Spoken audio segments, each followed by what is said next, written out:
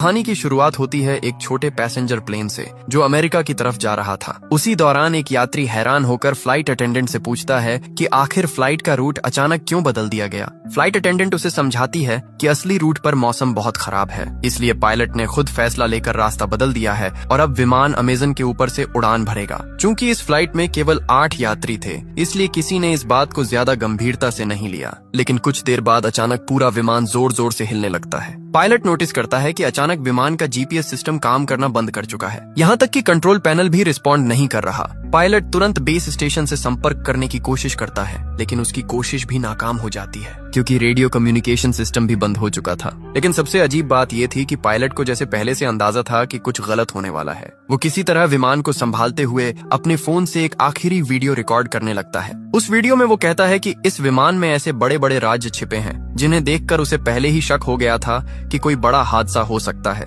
अब विमान तेजी से नीचे गिरने लगता है। सामने घना जंगल और ऊंचे पहाड़ दिखाई दे रहे थे। पायलट किसी तरह पेड़ों की शाखाओं का इस्तेमाल करके विमान की स्पीड कम करने की कोशिश करता है ताकि क्रैश का असर थोड़ा कम हो जाए। कई किलोमीटर तक घसीटने के बाद आखिरकार विमान रुक जाता है। यहाँ मौजूद लगभग सभी यात्री जिंदा बच जाते हैं, लेकिन फ्लाइट अटेंडेंट जिसने सीट बेल्ट नहीं पहनी थी वो मौके पर ही मर जाती है। अब सभी यात्री घबराकर एक दूसरे से चर्चा करने लगते हैं कि आखिर अब उन्हें क्या करना चाहिए। वो लोग पहले ये कंफर्म करते हैं कि फ्लाइट अटेंडेंट के अलावा किसी को कोई गंभीर चोट नहीं आई। इसके बाद 2 यात्री जल्दी से कॉकपिट में जाकर पायलट की हालत देखने लगते हैं, लेकिन वहाँ का दृश्य देखकर वो दंग रह जाते हैं। कुछ पेड़ों की बड़ी शाखाएं पायलट के सीने के आर पार हो चुकी थीं। फिर भी वो किसी तरह जिंदा था। दोनों यात्री धीरे धीरे सीट हटाने की कोशिश करते हैं ताकि पायलट ठीक से सांस ले सके। तभी अचानक विमान के बाहर आग लगने की आवाज आती है। सभी यात्री तुरंत विमान से बाहर निकल जाते हैं और आग बुझाने की कोशिश करने लगते हैं, क्योंकि अगर पूरा विमान जल गया तो रेस्क्यू टीम आने तक वो लोग रहेंगे कहाँ। कुछ समय बाद हालात थोड़े शांत होते हैं। अब सभी 8 यात्री एक साथ बैठकर समझने की कोशिश करते हैं क्या आखिर रूट बदलने के बाद वो अमेज़न के किस हिस्से में आ गए। किसी के फोन में कोई सिग्नल नहीं था। मतलब इस घने जंगल में सैटेलाइट फोन के बिना बाहर की दुनिया से संपर्क करना लगभग नामुमकिन था। ये जंगल सैकड़ों मील तक फैला हुआ था। यहाँ से पैदल निकलना भी असंभव जैसा था। सबसे बड़ी समस्या ये थी कि बाहर किसी को ये तक नहीं पता कि उनका विमान यहाँ क्रैश हुआ है। मतलब कोई उन्हें ढूंढने भी नहीं आएगा। तभी यात्रियों में से एक आदमी जिसका नाम जैक था सबका परिचय जानने की बात करता है। वो कहता है कि अगर सब एक दूसरे को समझेंगे तभी मिलकर सही फैसला ले पाएंगे कि आगे क्या करना है। जैक अपना परिचय देते हुए बताता है कि वो एक इंश्योरेंस इन्वेस्टिगेटर है। उसका काम लोगों को इंश्योरेंस फ्रॉड करने से रोकना है। वो अपना एक केस खत्म करके अमेरिका वापस लौट रहा था। इसके बाद दूसरा यात्री अपना नाम केविन बताता है। वो पेशे से एक डॉक्टर था। केविन बताता है कि कई साल डॉक्टर रहने के बाद उसने मेडिकल इक्विपमेंट का बिजनेस शुरू किया है और उसी काम से वो वापस अमेरिका जा रहा था। डॉक्टर केविन पायलट की हालत देखकर समझ जाता है कि उसकी वोकल कॉर्ड डैमेज हो चुकी है, इसलिए वो बोल नहीं पा रहा। लेकिन वही इकलौता इंसान था जो शायद उन्हें यहाँ से बाहर निकाल सकता था, इसलिए उसे हर हाल में बचाना जरूरी था। इसके बाद तीसरी यात्री अपना नाम क्रिस्टी बताती है। वो कहती है कि उसे दुनिया घूमना पसंद है और वो अपने ट्रैवल वीडियो सोशल मीडिया पर पोस्ट करती है। लेकिन जब उससे उसके अतीत के बारे में पूछा जाता है तो वो कुछ भी बताने से मना कर देती है। चौथा यात्री था कार्लोस। वो एक रेसलर था और मूल रूप से मेक्सिको का रहने वाला था। वो एक फाइटिंग प्रतियोगिता में हिस्सा लेने अमेरिका जा रहा था। इसके बाद एक युवा कपल अपना परिचय देता है। उनका नाम था डैनी और एमी। वो बताते हैं कि उनकी हाल ही में शादी हुई है और वो हनीमून के लिए अमेरिका जा रहे थे। आखिर में बचते हैं एक मिडिल एज कपल डेविड और लीसा। वो अमेरिका के एक छोटे शहर में होटल चलाते थे, लेकिन डेविड की हार्ट सर्जरी के लिए वो बाहर जा रहे थे। इस तरह सभी लोग एक दूसरे के बारे में थोड़ा बहुत जान लेते हैं। अब उनके साथ था घायल पायलट जो बोलने की हालत में नहीं था। तभी जैक सबको सुझाव देता है कि सबसे पहले विमान में बचा सारा खाना और पानी इकट्ठा करके राशन की तरह बांटना चाहिए ताकि उन्हें पता चल सके कि वो कितने दिन तक जिंदा रह सकते हैं। वो लोग चेक करते हैं और पता चलता है कि खाना और पानी ज्यादा से ज्यादा 3 दिन तक चल सकता है। इसके बाद जैक कहता है कि अगर बारिश या तूफान आया तो उन्हें विमान के अंदर शरण लेनी पड़ सकती है, इसलिए फ्लाइट अटेंडेंट की बॉडी को बाहर कहीं दूर रखना होगा ताकि विमान के अंदर जगह बनी रहे। सभी लोग मिलकर ये छोटे छोटे काम खत्म करते हैं। अब उनके सामने सबसे बड़ा सवाल था यहाँ से बाहर कैसे निकला जाए। अब जैक और बाकी सभी घायल पायलट के पास जाकर उससे पूछते हैं कि क्या विमान में कोई सैटेलाइट फोन मौजूद है जिससे वो बाहर मदद के लिए संपर्क कर सकें। साथ ही वो ये भी जानना चाहते थे कि आखिर विमान अपने असली रूट से हटकर इस जंगल में कैसे आ गया और बिना किसी खराब मौसम के अचानक क्रैश कैसे हो गया। पायलट कुछ बोलने की कोशिश करता है। ऐसा लग रहा था जैसे वो कोई बड़ा राज जानता हो, लेकिन बोल ना पाने की वजह से वो कुछ भी बता नहीं पाता। तभी जैक कहता है कि चूंकि केविन एक डॉक्टर है इसलिए उसे पायलट का इलाज करना चाहिए, लेकिन केविन तुरंत मना कर देता है। वो कहता है कि पायलट को बचाने के लिए सर्जरी करनी पड़ेगी और इस जंगल में उसके पास ना तो सही मेडिकल उपकरण है और ना ही दवाइयाँ। अगर वो अभी सर्जरी करेगा तो शायद पायलट और जल्दी मर जाएगा। इसलिए सभी फैसला करते हैं कि फिलहाल पायलट के ठीक होने का इंतजार करना ही बेहतर होगा। उधर लीसा विमान से खाना निकालकर सभी में थोड़ा थोड़ा बांट देती है। खाना खाने के बाद सभी लोग उम्मीद करने लगते हैं कि शायद वो यहाँ से बाहर निकल पाएंगे। तभी क्रिस्टी पास के एक ऊंचे पहाड़ की तरफ देखते हुए कहती है कि शायद अगर वो लोग ऊपर चढ़ जाएं तो किसी फोन में सिग्नल आ सकता है, इसलिए उन्हें वहां जाकर कोशिश करनी चाहिए। लेकिन तब तक शाम हो चुकी थी, इसलिए सभी तय करते हैं कि अगली सुबह वो पहाड़ की तरफ जाएंगे। तभी पायलट की हालत अचानक और खराब होने लगती है, यहाँ तक कि केविन जो अब तक कुछ नहीं कर रहा था वो भी समझ जाता है कि अगर कुछ नहीं किया गया तो पायलट वैसे ही मर जाएगा। इसलिए वो रिस्क लेने का फैसला करता है। केविन कहता है कि वो इसी हालत में किसी तरह पायलट की सर्जरी करने की कोशिश करेगा। अब वो बचेगा या नहीं ये उसकी किस्मत पर निर्भर करेगा। केविन की बात मानकर बाकी लोग विमान से जरूरत का सामान ढूंढ कर लाते हैं। वो लोग एक सब्जी काटने वाला चाकू, शराब और बाकी छोटी मोटी चीजें इकट्ठा करते हैं जो सर्जरी में काम आ सकती थीं। अब डॉक्टर केविन बिना एनेस्थीसिया के सर्जरी शुरू करता है। दर्द की वजह से पायलट बुरी तरह तड़पने लगता है, लेकिन सौभाग्य से सर्जरी उम्मीद से बेहतर होती है। सर्जरी खत्म होने के बाद केविन बताता है कि अगर पायलट रात भर आराम करे तो शायद सुबह तक उसकी हालत बेहतर हो जाएगी। लेकिन किसी को अंदाजा नहीं था कि रात में उनके साथ क्या होने वाला है। रात के समय जब सभी लोग बाहर सो रहे थे तभी एक नकाबपोश इंसान चुपके से घायल पायलट के पास आता है। वो उसके मुंह को दबाकर उसकी सांस रोक देता है और कुछ ही सेकंड में पायलट की मौत हो जाती है। अगली सुबह जब सभी उठते हैं तो पायलट की लाश देखकर हैरान रह जाते हैं, क्योंकि पिछली रात सर्जरी के बाद उसकी हालत काफी बेहतर हो चुकी थी और वो तो उन्हें कोई जरूरी बात बताने वाला था। डॉक्टर केविन उसकी जांच करके कहता है कि उसके शरीर में कोई इन्फेक्शन नहीं हुआ था, मतलब उसकी मौत सामान्य तरीके से नहीं हुई। अब सभी लोग चर्चा करने लगते हैं कि रात में किसी को पायलट की निगरानी करनी चाहिए थी, लेकिन अब बहुत देर हो चुकी थी। आखिरकार वो लोग सोचते हैं कि शायद उसकी मौत चोटों की वजह से हुई होगी, इसलिए वो पायलट की बॉडी को भी फ्लाइट अटेंडेंट की बॉडी के पास एक पेड़ के नीचे रख आते हैं, ताकि अगर कभी कोई रेस्क्यू टीम यहाँ पहुँचे तो दोनों की बॉडी उनके परिवार तक पहुँचाई जा सके। लेकिन किसी का ध्यान नहीं जाता कि पायलट की जेब से उसका फोन नीचे गिर चुका था और डैनी चुपचाप वो फोन उठा लेता है। जब एमी उससे इसके बारे में पूछती है तो डैनी उसे किसी को कुछ न बताने के लिए कहता है, क्योंकि अब उसे किसी पर भरोसा नहीं रहा था। इसके बाद डैनी अकेले पायलट की बॉडी के पास जाता है और उसका एक उंगली काट लेता है ताकि फिंगरप्रिंट से फोन अनलॉक किया जा सके। उधर मिडिल एज कपल डेविड और लीसा आपस में बात कर रहे होते हैं। लीसा अपने पति से कहती है कि उसे नहीं लगता पायलट की मौत सामान्य थी। वो पहले एक अस्पताल में नर्स रह चुकी थी और उसने एक बार एक मरीज को दम घुटने से मरते देखा था। लीसा बताती है कि पायलट का चेहरा भी उसी मरीज की तरह काला पड़ गया था, मतलब किसी ने जानबूझकर उसकी सांस रोकी थी। लेकिन उसने ये बात बाकी लोगों को नहीं बताई, क्योंकि साफ था कि उन 8 लोगों में से ही कोई एक कातिल था। डेविड हैरान होकर पूछता है कि आखिर कोई यात्री पायलट को क्यों मारेगा, लेकिन लीसा कहती है कि अब उन्हें ये पता लगाना होगा और अब से उन्हें बहुत सावधान रहना होगा। उन्हें खुद के अलावा किसी पर भरोसा नहीं करना चाहिए। इसी दौरान लीसा को अचानक महसूस होता है कि कोई उनकी बातें सुन रहा है, इसलिए वो तुरंत बात करना बंद कर देती है। उधर ट्रैवलर क्रिस्टी एमी के पास आकर कहती है कि उसे पता है कि डैनी और एमी असल में हनीमून पर नहीं जा रहे। अब एमी सच बता देती है। वो कहती है कि वो एक अमीर बिजनेसमैन की बेटी है और डैनी उसके घर का ड्राइवर था, लेकिन दोनों एक दूसरे से प्यार करने लगे और जब उन्हें लगा कि उनका परिवार इस रिश्ते को कभी स्वीकार नहीं करेगा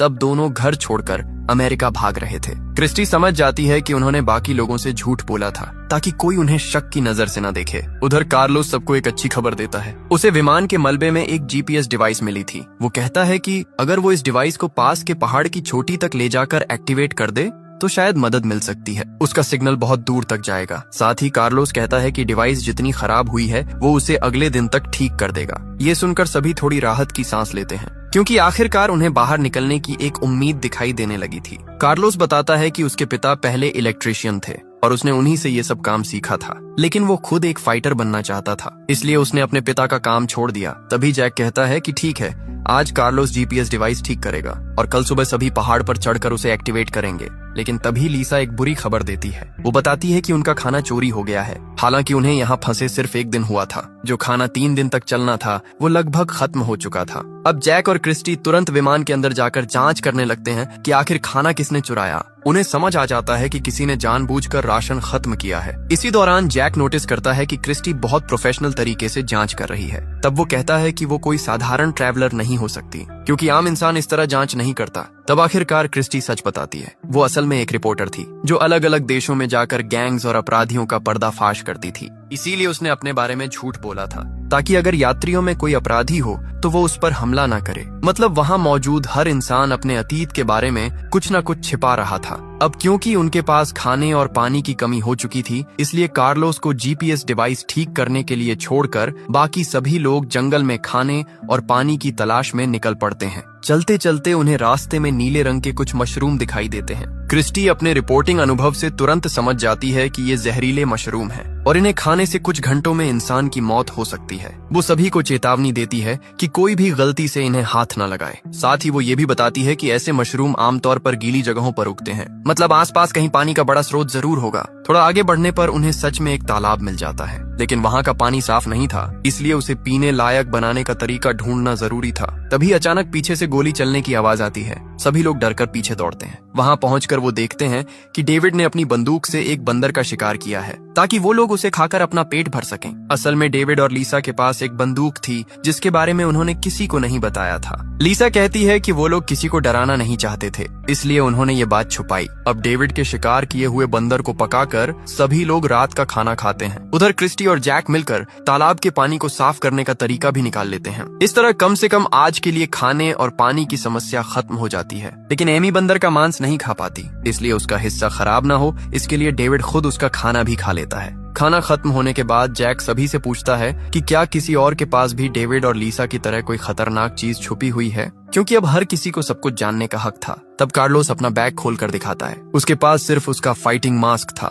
जो उसकी फाइटर पहचान को रिप्रेजेंट करता था। साथ ही वो कहता है कि कल वो लोग जीपीएस डिवाइस के जरिए मदद के लिए सिग्नल भेज देंगे, इसलिए फिलहाल उन्हें एक दूसरे से डरने की जरूरत नहीं है। लेकिन उसी रात जब सभी लोग सो रहे थे, अचानक डेविड की तबीयत खराब होने लगती है और दूर अंधेरे में कोई इंसान छिपकर ये सब देख रहा था। अब वही रहस्यमयी इंसान अपना सैटेलाइट फोन निकालता है और किसी लड़की को कॉल करता है। वो कहता है कि उनका प्लान अब तक पूरी तरह सफल रहा है और वो इसे और तेजी से आगे बढ़ाएगा। मतलब उन यात्रियों में से किसी एक के पास सैटेलाइट फोन मौजूद था, लेकिन उसने जानबूझकर उसे सबसे छुपा रखा था और शायद वही शुरू से ये सब कर रहा था। लेकिन क्यों, ये अभी भी एक बड़ा रहस्य था। अगली सुबह सभी लोग लीसा के रोने की आवाज सुनकर जागते हैं, क्योंकि रात में डेविड की मौत हो चुकी थी। डॉक्टर केविन उसकी जांच करके बताता है कि उसके मुंह से झाग निकल रहा है, मतलब उसे फूड पॉइजनिंग हुई थी और शायद उसे वही जहरीले मशरूम खिलाए गए थे जो उन्होंने पिछले दिन जंगल में देखे थे। ये सुनते ही लीसा गुस्से में आ जाती है। वो सभी पर चिल्लाने लगती है कि उनमें से कोई एक इंसान सबको एक एक करके मार रहा है, लेकिन अब तक किसी को ये समझ नहीं आ रहा था कि आखिर कोई ऐसा क्यों करेगा। इन 8 लोगों में से तो कोई भी एक दूसरे को पहले से जानता तक नहीं था। तब लीसा सभी को बताती है कि पायलट की मौत भी सामान्य नहीं थी। उसे उसी समय समझ आ गया था कि किसी ने जानबूझकर उसका दम घोंटा था, लेकिन उसने उस वक्त कुछ नहीं कहा ताकि सभी लोग आपस में लड़ने न लगे। अब लीसा को याद आता है कि उसने ये सारी बातें डेविड को बताई थीं और उसी दौरान उसे महसूस हुआ था कि कोई उनकी बातें सुन रहा था। मतलब जिसने उनकी बातें सुनी उसी ने बाद में डेविड को निशाना बनाया, क्योंकि डेविड सच के करीब पहुंच चुका था। अब सभी को समझ आने लगता है कि जब उन्होंने जंगल में जहरीले मशरूम देखे थे तब किसी ने चुपके से कुछ मशरूम उठा लिए थे और रात में उन्हें डेविड के खाने में मिला दिया। सबसे डरावनी बात ये थी कि डेविड ने एमी का खाना भी खाया था, मतलब शायद असली निशाना एमी थी। अब वहाँ मौजूद हर इंसान डर जाता है, क्योंकि अगर उनमें से कोई एक कातिल है तो हर किसी की जान खतरे में थी। ऊपर से विमान का अचानक क्रैश होना, फिर एक एक करके लोगों का मरना, ये सब साफ इशारा कर रहा था कि ये कोई हादसा नहीं बल्कि पहले से बनाई गई योजना थी। अब सभी लोग अलग अलग रहने लगते हैं, क्योंकि कोई भी किसी पर भरोसा नहीं कर पा रहा था। उधर डैनी एमी को पायलट का फोन दिखाता है जिसे उसने पहले छुपा लिया था। उस फोन में पायलट की आखिरी वीडियो रिकॉर्डिंग मौजूद थी। वीडियो में पायलट खुद कह रहा था कि विमान में कोई बहुत बड़ा राज छुपा हुआ है और विमान को जानबूझकर क्रैश करवाया गया है। डैनी और एमी वो वीडियो बाकी सभी को भी दिखा देते हैं। अब सभी पूरी तरह यकीन कर लेते हैं कि यहाँ सच में कोई बड़ा खेल चल रहा है और पिछले दोनों लोगों की मौत महज हादसा नहीं थी। इसी दौरान कार्लोस बताता है कि उसने आखिरकार जीपीएस डिवाइस ठीक कर ली है। अब उन्हें सिर्फ पहाड़ की चोटी तक पहुंचकर उसे एक्टिवेट करना था। लेकिन अब कोई किसी पर भरोसा नहीं कर रहा था, क्योंकि अगर असली कातिल उनके बीच मौजूद था तो वो कभी नहीं चाहेगा कि मदद पहुंचे। अगर जीपीएस चालू हो गया तो सभी लोग यहाँ से बच निकलेंगे। अब सभी चर्चा करने लगते हैं कि पहाड़ पर कौन जाएगा और कौन नीचे कैंप की सुरक्षा करेगा। आखिरकार जैक कहता है कि वो नीचे रहकर कैंप संभालेगा, जबकि कार्लोस, डॉक्टर केविन और क्रिस्टी पहाड़ पर जाकर जीपीएस डिवाइस इंस्टॉल करेंगे। तीनों लोग अब डिवाइस लेकर पहाड़ की तरफ बढ़ने लगते हैं। उनका प्लान साफ था, अगर उनमें से कोई एक कातिल निकला तो बाकी 2 लोग मिलकर उसे संभाल लेंगे। उधर चढ़ाई के दौरान कार्लोस च्यूइंग गम चबाने लगता है। तभी क्रिस्टी उसके गम के रैपर को देखकर समझ जाती है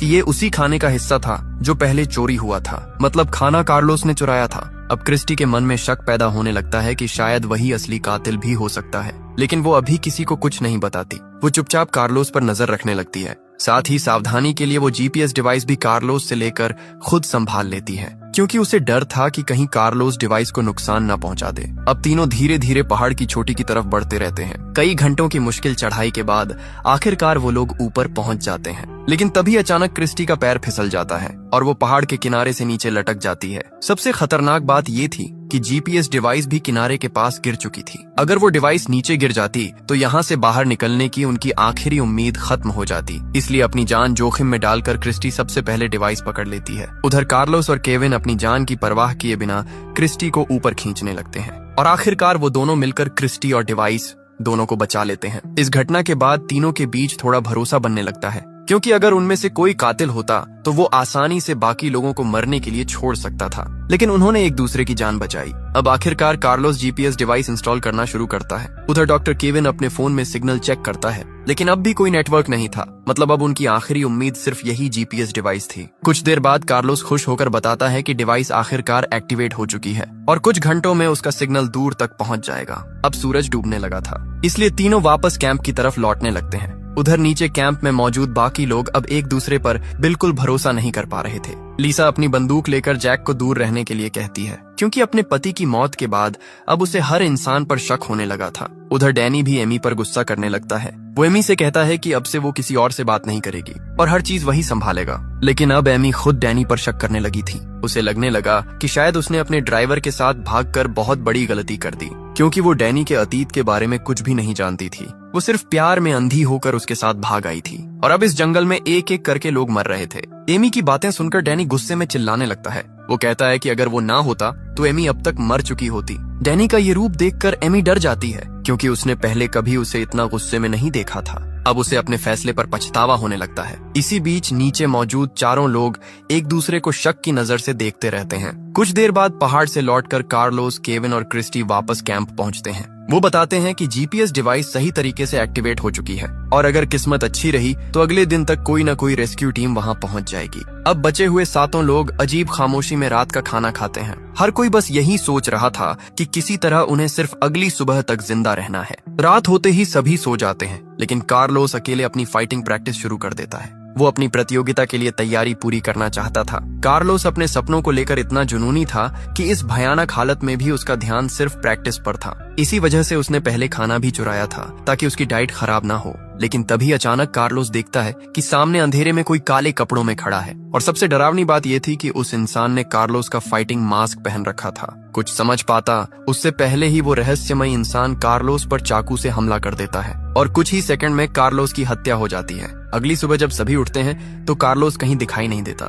तब जैक कहता है कि उन्हें अलग अलग होकर उसे ढूंढना चाहिए, लेकिन डॉक्टर केविन याद दिलाता है कि अगर जीपीएस डिवाइस काम कर रही है तो अब तक रेस्क्यू टीम आ जानी चाहिए थी। उन्हें नहीं पता था कि रात में किसी ने चुपके से जीपीएस डिवाइस की वायर काट दी थी, मतलब कोई सिग्नल बाहर जा ही नहीं रहा था। इस सच्चाई से अनजान बाकी लोग जंगल में कार्लोस को ढूंढने निकल पड़ते हैं, लेकिन काफी देर तक खोजने के बाद भी कार्लोस कहीं नहीं मिलता। तब केविन कहता है कि उन्हें दोबारा पहाड़ पर जाकर जीपीएस डिवाइस चेक करनी चाहिए। क्रिस्टी भी उसके साथ जाने को तैयार हो जाती है, क्योंकि अब किसी को अकेले भेजना बहुत खतरनाक था। दोनों पहाड़ की तरफ बढ़ने लगते हैं। रास्ते में अचानक उन्हें आसमान में बहुत सारे पक्षी एक जगह मंडराते दिखाई देते हैं। ये देखकर दोनों समझ जाते हैं कि वहाँ जरूर कुछ हुआ है, इसलिए वो पहाड़ की तरफ जाने के बजाय उसी दिशा में बढ़ने लगते हैं और वहाँ पहुंचकर उनका दिल दहल जाता है, क्योंकि वहाँ कार्लोस की लाश पड़ी थी। किसी ने पिछली रात उसकी हत्या करके उसकी बॉडी वहाँ फेंक दी थी। अब केविन और क्रिस्टी वापस कैंप लौटते हैं और बाकी लोगों को बताते हैं कि उन्होंने एक और साथी खो दिया है। अब सभी का शक सीधे डैनी और एमी पर जाने लगता है। क्योंकि पिछली रात कार्लोस उन्हीं दोनों के सबसे पास सोया था।